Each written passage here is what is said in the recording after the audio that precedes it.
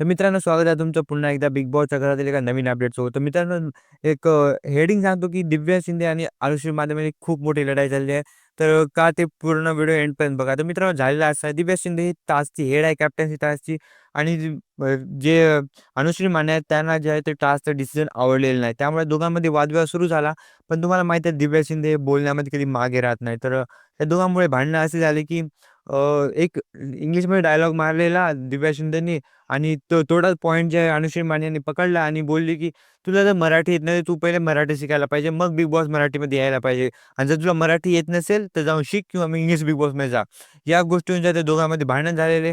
पण दिव्या शिंदेने कुठे मागे राहणार. ती पण जे आहे पूर्ण पॉवरने, पूर्ण जोमाकोमाने ते पूर्ण टक्कर देत होती, पूर्ण लढाई देत होती. ती म्हणाली, "तू तुझा मोठेपणा तुझ्या जवळ ठेव. तू मला सांगू नको, की मला काय करायचं आणि काय नाही करायचं. या टास्कची मी हेड आहे. मी डिसाईड करणार, की मला काय ठरवायचं आहे." त्याशी म्हणून ती तिला भारभक्कमपणे मागे ढकलत होती आणि की एक बोलण्यामध्ये तिला हरवण्याचा प्रयत्न करत होती. त्याचबरोबर त्या दोघांमध्ये आणखी वाद वाढला आणि ते एकमेकांशी जे आहे एकदम खतरनाकपणे जे भांडणं आहेत ते होत होते. पण शेवटी त्याचा जे डायलॉग आहे, विषय खतम. ते वाला डायलॉग बोलून जे आहे दिव्या शिंदेने ती लढाई संपवण्याचा प्रयत्न केला, पण ती लढाई अजून वाढत चालली. मित्रांनो, काय वाटतं या लढाईचं काय एंड होणार आहे?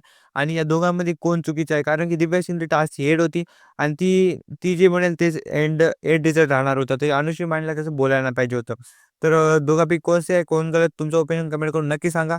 आणि व्हिडिओ आवडला असेल व्हिडिओ लाईक आणि चॅनलला सबस्क्राईब नक्की करा. अशा अपडेटसाठी भेटूया लवकर पुढच्या अपडेटमध्ये. तोपर्यंतसाठी बाय.